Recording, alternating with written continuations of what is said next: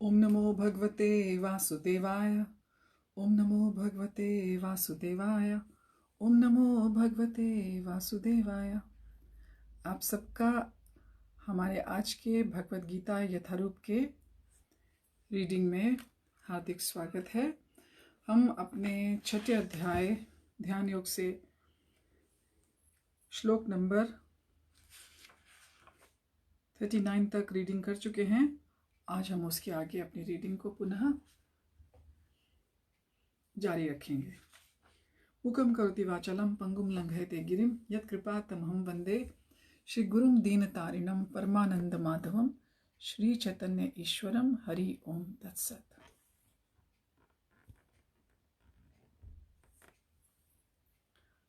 श्लोक नंबर 40।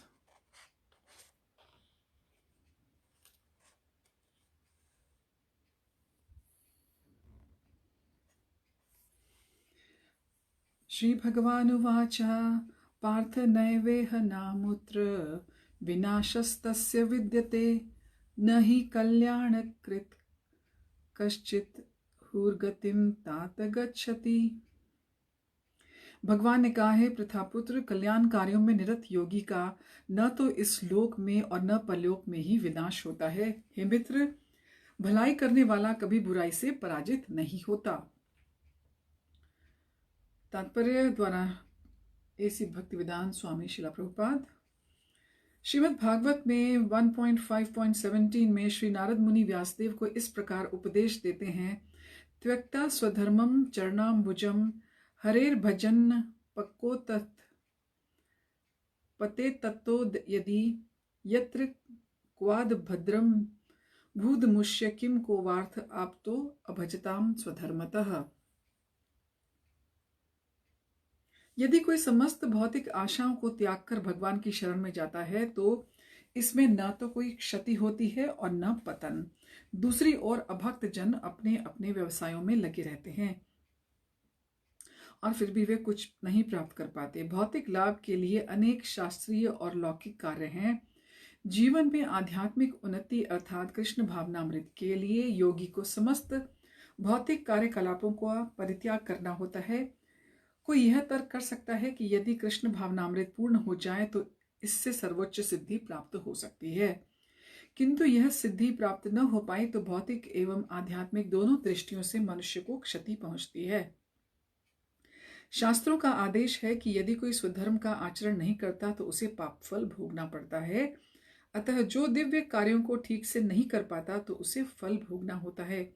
भागवत पुराण आश्वस्त करता है कि असफल योगी को चिंता करने की आवश्यकता नहीं है, भले ही उसे ठीक से स्वधर्माचरण न करने का फल भोगना पड़े तो भी वह घाटे में नहीं रहता,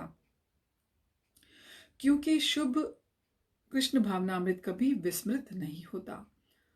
जो इस प्रकार से लगा रहता है वह अगले जन्म में निम्न योनि में भी जन्म लेकर पहले की भांति भक्ति करता है। दूसरी ओर जो केवल नियत कार्यों को दृढ़ता पूर्वक करता है, किंतु यदि उसमें कृष्ण भावनामृत का अभाव है तो आवश्यक नहीं कि उसे शुभ फल प्राप्त हो। इस श्लोक का तात्पर्य इस प्रकार है। मानवता के दो विभाग किए जा सकते हैं, नियमित और अनियमित।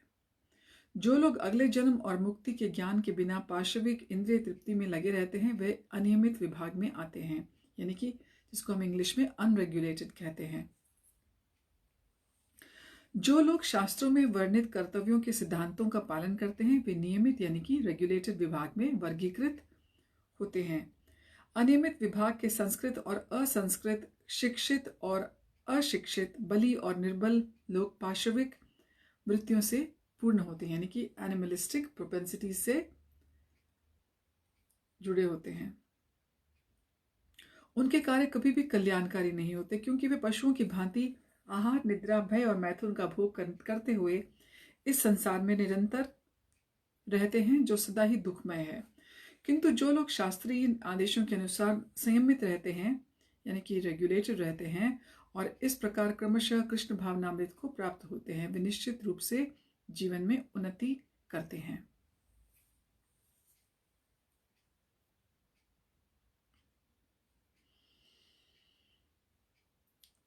कल्याण मार्ग के अनुयायियों को 3 वर्गों में विभाजित किया जा सकता है। पहला, भौतिक संपन्नता का उपभोग करने वाले शास्त्रीय विधि विधानों के अनुयायी, वे जिनको बस क्या बोलते हैं, अपने फिजिकल नेचर को ही बस खुश करने का उनका ध्येय है और उनको कुछ नहीं दिखाई देता। वे बस पूरी तरह से अपने जीवन को, जिसको कहते हैं मटेरियल सेंस के अंतर्गत, एंजॉय करना चाहते हैं। यही उनका ध्येय होता है। दूसरे, इस संसार से मुक्ति पाने के लिए प्रयत्नशील लोग। और तीसरे, कृष्ण भावनामृत के भक्त। प्रथम वर्ग के अनुयायियों को पुनः 2 श्रेणियों में विभाजित किया जा सकता है। सकाम कर्मी और इंद्रियता की तृप्ति की इच्छा न करने वाले। सकाम कर्मी जीवन के उच्चतर स्तर तक उठ सकते हैं, यहां तक कि स्वर्गलोक को जा सकते हैं, तो भी इस संसार से मुक्त न होने के कारण वे सही ढंग से शुभ मार्ग का अनुगमन नहीं करते। यानी कि उनको पायस तो बहुत मिल जाएंगे क्रेडिट्स, पर वो उनका डेस्टिनेशन, उनका जो आखिरी पड़ाव है वह स्वर्ग तक ही होगा। तो भी संसार से मुक्त न होने के कारण वे सही ढंग से शुभ मार्ग का अनुगमन नहीं करते। शुभ कर्म तो वे हैं जिनसे मुक्ति प्राप्त हो, जिनसे इंसान लिबरेट हो सके। कोई भी ऐसा कार्य जो परम आत्म साक्षात्कार या देहात्म बुद्धि से मुक्ति की ओर उन्मुख नहीं होता, वह रंच मात्र भी कल्याणप्रद नहीं होता। कृष्ण भावनामृत संबंधी कार्य ही एकमात्र शुभ कार्य है, और जो भी कृष्ण भावनामृत मार्ग पर प्रगति करने के उद्देश्य से स्वेच्छा से समस्त शारीरिक असुविधाओं को स्वीकार करता है, वही घोर तपस्या के द्वारा पूर्ण योगी कहलाता है।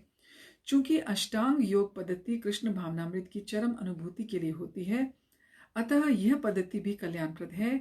अतः जो इस दिशा में यथा शक्य प्रयास करता है, उसे कभी अपने पतन के प्रति भयभीत नहीं होना चाहिए। श्लोक नंबर 41 यानी कि 41। प्राप्य पुण्य कृताम लोकानुषित्वा शाश्वती समाह शुचिनाम श्रीमताम गेहे योग भ्रष्टो अभिजायते। असफल योगी पवित्र आत्माओं के लोकों में अनेकानेक वर्षों तक भोग करने के बाद या तो सदाचारी पुरुषों के परिवार में या कि धनवानों के कुल में जन्म लेता है। तो अगर देखा जाए तो हमको भगवान सीढ़ियां बता रहे हैं कि किस तरह से आप कृष्णा कॉन्शियसनेस में प्रगति कर सकते हैं। चाहे आप किसी भी कैटेगरी को बिलोंग करते हैं, अपने एंजॉयमेंट करने वाले हैं, या फिर आप दूसरे नंबर पे संसार से मुक्ति पाने के लिए प्रयत्नशील हैं, या कि तीसरे कृष्णा कॉन्शियसनेस को बिलोंग करते हैं। असफल योगियों की 2 श्रेणियां हैं। वे जो बहुत थोड़ी उन्नति के बाद ही भ्रष्ट होते हैं। दूसरे, वे जो दीर्घ काल तक योगाभ्यास के बाद भ्रष्ट होते हैं। जो योगी अल्पकालिक अभ्यास के बाद भ्रष्ट होता है, वह स्वर्गलोक को जाता है, जहां तक पुण्यात्माओं को प्रविष्ट होने दिया जाता है, या वहां पर दीर्घ काल तक रहने के बाद उसे पुनः इस लोक में भेजा जाता है, जिससे वह किसी सदाचारी ब्राह्मण वैष्णव के कुल में या धनवान वणिक के कुल में जन्म ले सके। योगाभ्यास का वास्तविक उद्देश्य कृष्ण भावनामृत की सर्वोच्च सिद्धि प्राप्त करना है, जैसा कि इस अध्याय के अंतिम श्लोक में बताया गया है। किंतु जो लोग इतने अध्यवसायी नहीं होते और जो भौतिक प्रलोभनों के कारण असफल हो जाते हैं, उन्हें अपनी भौतिक इच्छाओं की पूर्ति करने की अनुमति दी जाती है। तत्पश्चात उन्हें सदाचारी या धनवान परिवारों में संपन्न जीवन बिताने का अवसर प्रदान किया जाता है। ऐसे परिवारों में जन्म लेने के इन सुविधाओं का लाभ उठाते हुए हमने आपको पूर्ण कृष्णा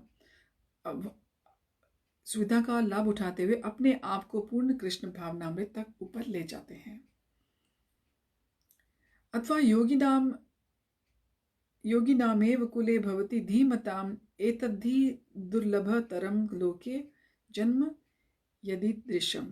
श्लोक नंबर 42। अर्थात यदि दीर्घ काल तक योग करने के बाद असफल रहे तो वह ऐसे योगियों के कुल में जन्म लेता है जो अति बुद्धिमान हैं। निश्चय ही इस संसार में ऐसा जन्म दुर्लभ है।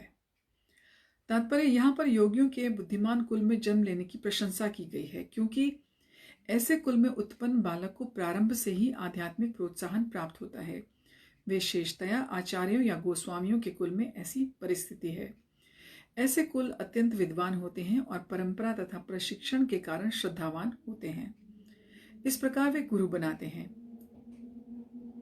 भारत में ऐसे अनेक आचार्य कुल हैं, किंतु अब वे अपर्याप्त विद्या या प्रशिक्षण के कारण पतनशील हो चुके हैं। भगवत कृपा से अभी भी कुछ ऐसे परिवार हैं जिनमें पीढ़ी दर पीढ़ी योगियों को प्रश्रय मिलता है। ऐसे परिवारों में जन्म लेना सचमुच ही अत्यंत सौभाग्य की बात है। सौभाग्यवश हमारे गुरु विष्णुपाद श्री श्रीमद् भक्ति सिद्धांत सरस्वती गोस्वामी महाराज को तथा स्वयं हमें भी ऐसे परिवारों में जन्म लेने का अवसर प्राप्त हुआ। हम दोनों को बचपन से ही भगवत भक्ति करने का प्रशिक्षण दिया गया। बाद में दिव्य व्यवस्था के कारण के अनुसार हमारी उनसे भेंट हुई। तो प्रभुपाद बता रहे हैं कि उनका और उनके गुरु का सौभाग्य था कि वे वैष्णवों के घर में जन्म हुआ, जहाँ शुरू से आध्यात्मिक शिक्षा प्रोत्साहित की गई।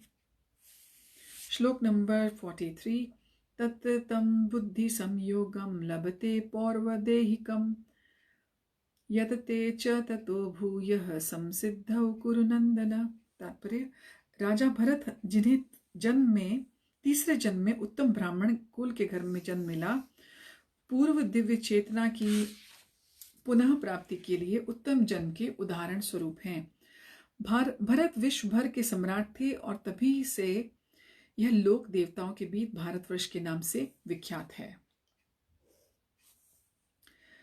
पहले यह इलावृत वर्ष के नाम से जाना जाता था। जो हमारा भारत देश है, इसे देवता भी भरतवर्ष नाम से जानते हैं। पहले इसका नाम इलावृत वर्ष था। भरत ने अल्प आयु में आध्यात्मिक सिद्धि के लिए संन्यास ग्रहण कर लिया था, किंतु वे सफल नहीं हो सके। अगले जन्म में उन्हें उत्तम ब्राह्मण कुल में जन्म लेना पड़ा और वे जड़ भरत कहलाए, क्योंकि वे एकांतवास करते थे और किसी से बोलते न थे। बाद में राजा रहुगण ने इन्हें महानतम योगी के रूप में पाया। तो पहला जन्म उनका भरत राजा के रूप में हुआ और उसके बाद वे उत्तम ब्राह्मण कुल के घर में उनका जन्म हुआ, जहाँ उन्हें जड़ भरत के नाम से पुकारा जाता था। और इन्हें बाद में रहुगण नाम के राजा ने एक उत्तम महानतम योगी के रूप में पाया।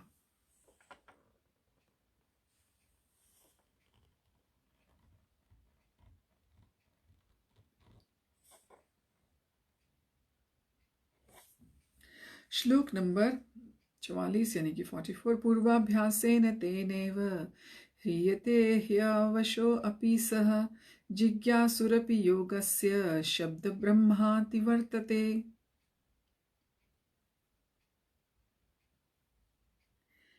अपने पूर्व जन्म की दैवी चेतना से वह न चाहते हुए भी स्वतः योग के नियमों की ओर आकर्षित होता है। ऐसा जिज्ञासु योगी शास्त्रों के अनुष्ठानों से परिस्थित होता है। तात्पर्य, उन्नत योगी जन शास्त्रों के अनुष्ठानों के प्रति अधिक आकृष्ट नहीं होते, किंतु योग नियमों के प्रति स्वतः आकृष्ट होते हैं, जिनके द्वारा वे कृष्ण भावनामृत में आरूढ़ हो सकते हैं। श्रीमद् भागवत में 3.33.7 में उन्नत योगियों द्वारा वैदिक अनुष्ठानों के प्रति अवहेलना की व्याख्या इस प्रकार की गई है। अहो बत श्वपचो अतो गरियान यज्जी वागे ग्रे वर्तते ताम नाम तुभ्यम ते पुस्त पस्ते जुहुवुः सस नुरार्य ब्रह्मानुर्चनाम गृणन्ति ये ते।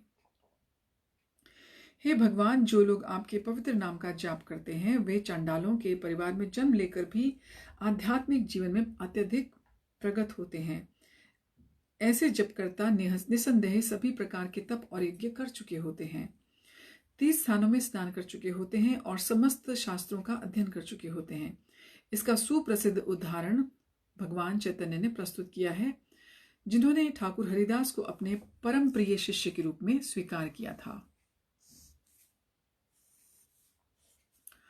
यद्यपि हरिदास का जन्म एक मुसलमान परिवार में हुआ था, किंतु भगवान चैतन्य ने उन्हें नामाचार्य की पदवी प्रदान की, क्योंकि वे प्रतिदिन नियम पूर्वक 3 लाख भगवान के पवित्र नामों हरे कृष्णा कृष्णा कृष्णा हरे हरे, हरे राम राम राम हरे हरे का जप करते थे। और चूंकि वे निरंतर भगवान के पवित्र नाम का जप करते थे, अतः यह समझा जाता था कि वे पूर्व जन्म में उन्होंने शब्द ब्रह्म नामक वेद वर्णित कर्मकांडों को पूरा किया होगा। अतएव जब तक कोई पवित्र नहीं होता, तब तक कृष्ण भावनामृत के नियमों को ग्रहण नहीं करता, भगवान के पवित्र नाम हरे कृष्णा का जप नहीं कर सकता। श्लोक नंबर 45। प्रयत्नाद्यत तमानस्तु योगी संशुद्धि किल विषः अनेक जन्म संसिद्धस्ततो याति पराम गतिम। और जब योगी समस्त कल्मश से शुद्ध होकर सच्ची निष्ठा से आगे प्रगति करने का प्रयास करता है, तो अंत तो गत्वा अनेकानेक जन्मों के अभ्यास से के पश्चात सिद्धि लाभ करके वह परम गंतव्य को प्राप्त करता है। तात्पर्य, सदाचारी धनवान या पवित्र कुल में उत्पन्न पुरुष योगाभ्यास के अनुकूल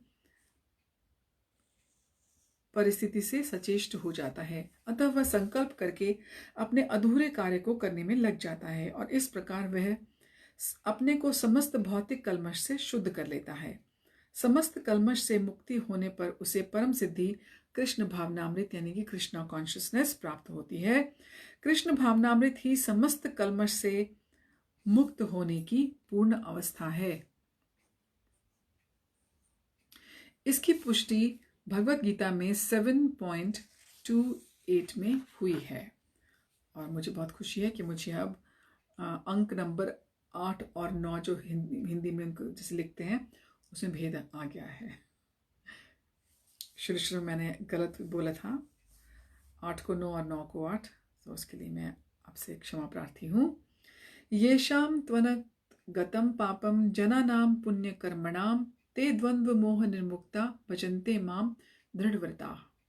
अनेक जन्मों तक पुण्य कर्म करने से जब कोई समस्त कल्मश और मोहमय द्वंद्वों से पूर्णतया मुक्त हो जाता है, तभी वह भगवान की दिव्य प्रेमा भक्ति में लग सकता है।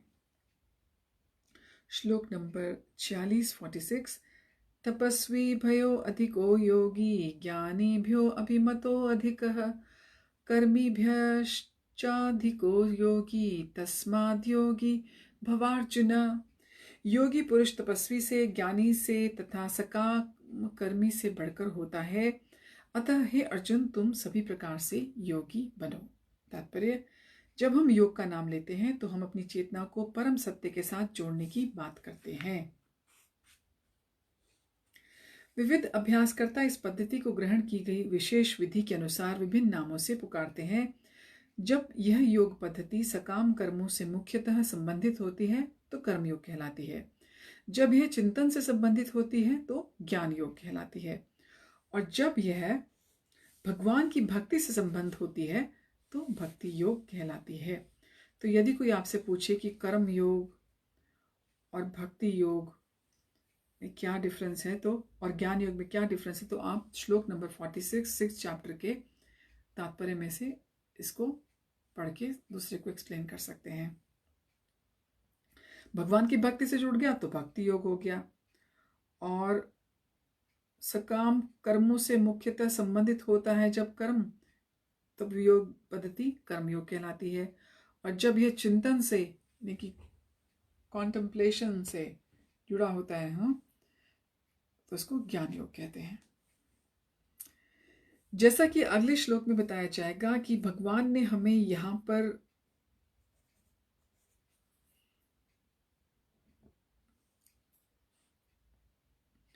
योग की श्रेष्ठता की पुष्टि की है, किंतु उन्होंने इसका उल्लेख नहीं किया कि यह भक्ति योग से श्रेष्ठ है। भक्ति योग पूर्ण आत्मज्ञान है तथा अतः इससे बढ़कर कुछ भी नहीं। आत्मज्ञान के बिना तपस्या अपूर्ण है। परमेश्वर के प्रति समर्पित हुए बिना ज्ञान योग भी अपूर्ण है। सकाम कर्म में कृष्ण भावनामृत के बिना समय का अपव्यय है यानी कि वेस्टेज है। अतः यहाँ पर योग का सर्वाधिक प्रशंसित रूप भक्ति योग है और इसकी अधिक व्याख्या अगले श्लोकों में की गई है। श्लोक नंबर 47। योगी नामपि सर्वेषां मद्गतेनान्तरात्मना श्रद्धावान भजते यो माम स मे युक्तम तमो मतः। और समस्त योगियों में से जो योगी अत्यंत श्रद्धा पूर्वक मेरे परायण है, अपने अंतःकरण में मेरे विषय के बारे में सोचता है और मेरी दिव्य प्रेमा भक्ति करता है, वह योग में मुझे परम अंतरंग रूप में युक्त रहता है और सबों में सर्वोच्च है। यही मेरा मत है। भगवान ये कह रहे हैं कि जो सभी योगियों में जो भगवान के साथ जिसका ज़्यादा फेथ है और अपने अंदर हमेशा भगवान के विषय में ही सोचता रहता है और भगवान की प्रेमा भक्ति करता है, प्रेम पूर्वक उनकी भक्ति करता है और वह हमेशा अंदर से उसके तार भगवान के साथ ही जुड़े रहते हैं, तो उस योगी को भगवान सब में श्रेष्ठ योगी कहते हैं। तात्पर्य यहाँ पर भजते शब्द महत्वपूर्ण है। भजते भज धातु से बना है जिसका अर्थ है सेवा। संस्कृत में हम कहते हैं ना कि हमने थोड़ी सी संस्कृत पढ़ी थी बचपन में, 2-3 साल हम सेंट्रल स्कूल में पढ़े थे, केंद्रीय विद्यालय में। तो वो किस धातु से, उसका जो रूट वर्ड क्या है ना, उसका रूट क्या है, तो रूट है भज। भज से भजते वर्ड बना है। इसको इंग्लिश में वर्शिप यानी पूजन, इसको हम हिंदी में पूजन कहते हैं, से भाव व्यक्त नहीं होता, क्योंकि इसमें पूजा करना, अब एक भाषा से दूसरे भाषा में जब हम उसको मतलब बताते हैं तो पूर्ण नहीं होता है, यानी कि जस्ट अबाउट हम उसका मीनिंग बता पाते हैं, पूरा मीनिंग नहीं बता पाते। तो अगर हम उसको सिर्फ वर्शिप कहें तो ये टोटली एक्सप्रेस नहीं कर पाता भजते वर्ड को, क्योंकि इसमें पूजा करना, सम्मान दिखाना और योग्य का सम्मान करना सूचित है। रिवेयर करना, उसको खूब सारे सम्मान देना का क्या कहेंगे, उसकी रिस्पेक्ट करना और योग्य का सम्मान करना, कि जो बेस्ट है उसके हमको रिवेयर करना है। तो ये तीनों चीज़ें ये बताता है वर्ड भजते, जिसको इंग्लिश में हम वर्शिप कहते हैं या हिंदी में पूजन कहते हैं। किंतु प्रेम और श्रद्धा पूर्वक सेवा तो श्री भगवान के निमित्त है। किसी सामान्य व्यक्ति या देवता की पूजा न करने वाले को अशिष्ट कहा जा सकता है, किंतु भगवान की सेवा न करने वाले की तो पूरी तरह भर्त्सना की जाती है, कंडेम किया जाता है। प्रत्येक जीव भगवान का अंश स्वरूप है और इस तरह प्रत्येक जीव को अपने स्वभाव के अनुसार भगवान की सेवा करनी चाहिए। ऐसा न करने से वह नीचे गिर जाता है। भागवत पुराण में 11.5.3 में इसकी पुष्टि इस प्रकार हुई है। यह एषाम पुरुषम साक्षादात्म प्रभवमीश्वरम न भजन्त्य वजानन्ति स्थानाद् भ्रष्टः पतनये यदः।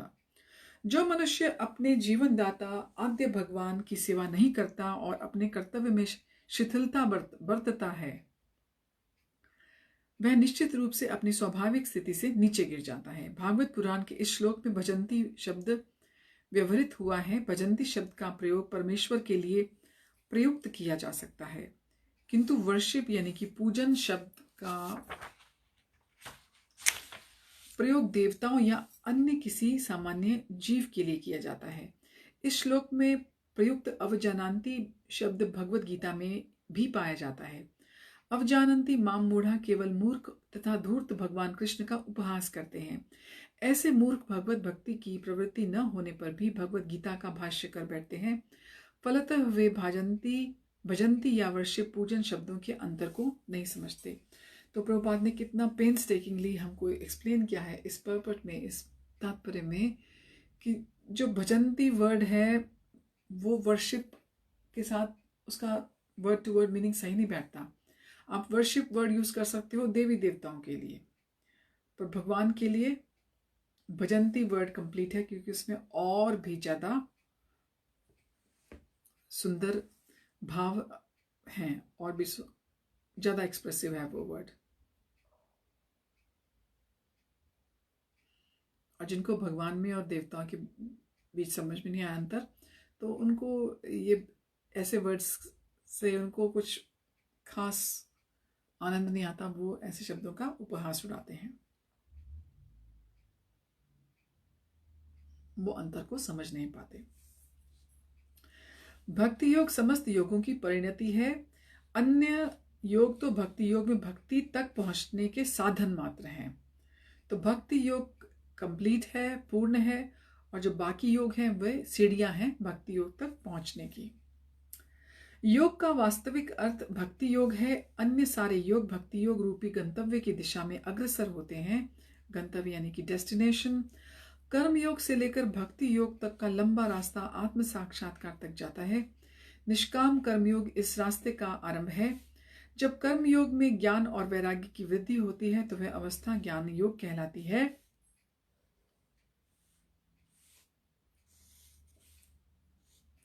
जब ज्ञान योग में अनेक भौतिक विविधियों से परमात्मा के ध्यान में वृद्धि होने लगती है और मन उसमें लगा रहता है तो उसे अष्टांग योग कहते हैं। इस अष्टांग योग को पार करने पर मनुष्य श्री भगवान कृष्ण के निकट पहुंचता है तो वह भक्ति योग कहलाता है।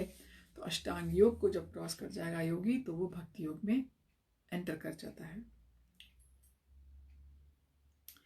यथार्थ में भक्ति योग ही चरम लक्ष्य है, किंतु भक्ति योग का सूक्ष्म विश्लेषण करने के लिए अनेक योगों को समझना होता है।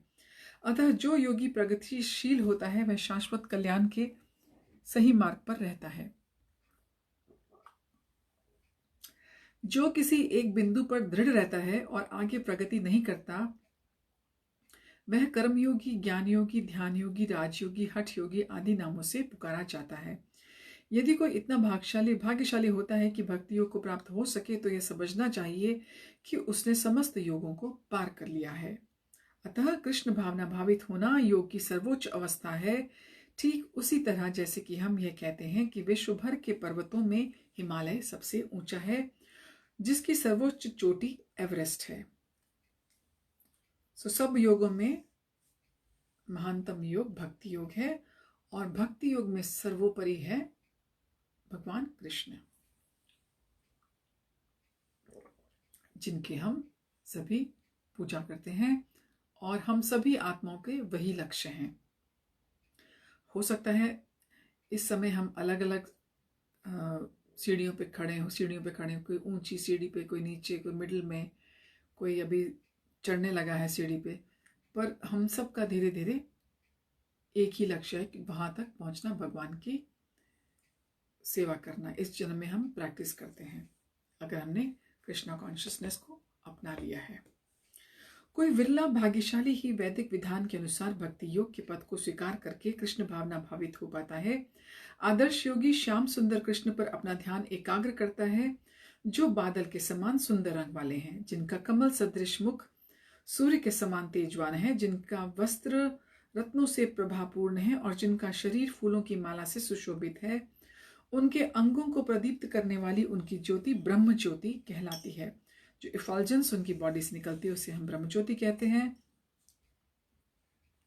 उनका मुख तेजवान है और वे श्याम सुंदर, बादल के सुंदर रंग वाले हैं और कमल के समान उनका मुख सूर्य के समान तेजवान है।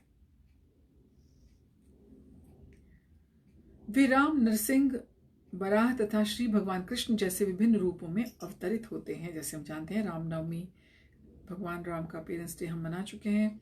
अब नरसिंह भगवान का 4 मई को आने वाला है। वराह और श्री भगवान, इनके भी जन्मदिन हम ऐसे ही मनाते हैं, अपीयरेंस डे ऐसे ही सेलिब्रेट करते हैं। वे ऐसे विभिन्न रूपों में अवतरित होते हैं। वे सामान्य व्यक्ति की भांति माता यशोदा के रूप में जन्म ग्रहण करते हैं और कृष्ण, गोविंद और वासुदेव के नाम से जाने जाते हैं। तो भगवान के क्रमशः ये नाम प्रसिद्ध हैं, कृष्ण, गोविंद और वासुदेव। वे पूर्ण बालक, पूर्ण पति, पूर्ण सखा और पूर्ण स्वामी हैं। वो हर एक रोल में बिल्कुल एब्सोल्यूट हैं। अब इनको कंप्लीट नहीं कह सकते, एब्सोल्यूट वर्ड ज्यादा पूर्ण के निकट उसका ट्रांसलेशन होता है। वे समस्त ऐश्वर्यों और दिव्य गुणों से ओतप्रोत हैं। जो श्री भगवान के इन गुणों से पूर्णतया अभिज्ञ रहता है वह सर्वोच्च योगी कहलाता है। अभिज्ञ रहता है यानी कि जिसको पता है कि ये भगवान के सारे गुण हैं। भगवान is perfect and absolute child, husband, friend and master. योग की यह सर्वोच्च दशा केवल भक्ति योग से प्राप्त की जा सकती है, जिसकी पुष्टि वैदिक साहित्य से होती है। श्वेताश्वतर उपनिषद 6.23 में ऐसा कहा गया है, यस देवे परा भक्तिर्यथा देवे तथा गुरौ तस्यैते कथिता ह्यार्थाः प्रकाशन्ते महात्मना। जिन महात्माओं के हृदय में श्री भगवान और गुरु में परम श्रद्धा होती है, उनमें वैदिक ज्ञान का संपूर्ण तात्पर्य स्वतः प्रकाशित हो जाता है। भक्ति रस्य भजनम तदिहा मूत्रोपाधि नैरास्य नामुष्मिन् मनः कल्पनम मेत देव नैष्कर्म्यम। भक्ति का अर्थ है भगवान की सेवा जो इस जीवन में या अगले जीवन में भौतिक लाभ की इच्छा से रहित रहती है। ऐसी प्रवृत्तियों से मुक्त होकर मनुष्य को अपने मन परमेश्वर में लीन कर लेना चाहिए। नैष्कर्म्य का यही प्रयोजन है। गोपाल तापनी उपनिषद 1.5 में ये सभी कुछ ऐसे साधन हैं जिनसे योग की परम संसिद्धिमय अवस्था भक्ति या कृष्ण भावनामृत को संपन्न किया जा सकता है। इस प्रकार श्रीमद् भगवद गीता के 6 अध्याय ध्यान योग का भक्ति वेदांत तात्पर्य पूर्ण हुआ। तो हमने जो अपना फर्स्ट सेक्शन था कर्म योग, उसको आज फिनिश किया है। फर्स्ट 6 चैप्टर्स खत्म हो गए हैं। इसके बाद हमारा भक्ति योग के जो 7 चैप्टर हैं उनका पठन प्रारंभ हो जाएगा। आशा करते हैं कि आपने अभी तक हमारी इस रीडिंग में अच्छा अनुभव किया होगा और हम अपनी रीडिंग को 7वें अध्याय से अगली दफ़ा कंटिन्यू करेंगे। आज अक्षय तृतीया भी है। अक्षय तृतीया का बहुत महत्व है। जैसे आपको सबको मैसेजेस आ रहे होंगे, अगर आप फॉलो करते हैं dandavats.com, ISKCON डिज़ायर ट्री या फिर आपके अपने टेम्पल्स के जो ग्रुप्स हैं उसमें बता रहे हैं कि आज परशुराम भगवान का जन्म है, उनका अपीयरेंस डे है। आज के दिन ही गंगा धरती पे अवतरित हुई थी और आज के दिन से चंदन यात्रा स्टार्ट होती। थोड़े दिन पहले तुलसी जलदान स्टार्ट हुआ था। इंडिया में स्टार्ट करते हैं तुलसी को जल देना जब, क्योंकि वहाँ पे गर्मी का सीजन स्टार्ट हो गया है। तो आज के दिन से भगवान को भक्तगण चंदन को घिस के उसका लेप बनाकर भगवान को पुजारी अर्पित करते हैं, ताकि भगवान को शीतलता मिले इस गर्मी के मौसम में। जैसा मालूम है आपको कि अब गर्मी स्टार्ट हो चुकी है हमारे इंडियन सब कॉन्टिनेंट में। तो हम नेक्स्ट टाइम फिर अपनी कंटिन्यू करेंगे रीडिंग। तब तक के लिए आप सुरक्षित रहिए, खुश रहिए और जप में अपने आप को मग्न रखिए। भगवान का नाम जिस भी रूप में आप दे सकते हैं दूसरों को अवश्य दीजिए और अपने परिवार को कृष्ण भावनामय बनाइए, कृष्ण कॉन्शियस बनाइए। अपने मित्रों और बाकी फैमिली मेम्बर्स जो आपके एक्सटेंडेड फैमिली मेम्बर्स हैं, जो आपके भाई बहन हैं या फिर जो भी हैं आपके परिवार में, उन सबको जो आपने सीखा है उसको बांटिए, उसका सुंदर तरीके से डिस्कशन कीजिए। पर हाँ, इस बात का ख्याल रखिए कि जो जिस स्टेज पर है उससे उसी तरह डिस्कशन कीजिए। इससे संबंधों में मधुरता बनी रहती है। हरिओम तत्सत। हरे कृष्णा। जगत गुरु श्रीला प्रभुपाद की जय।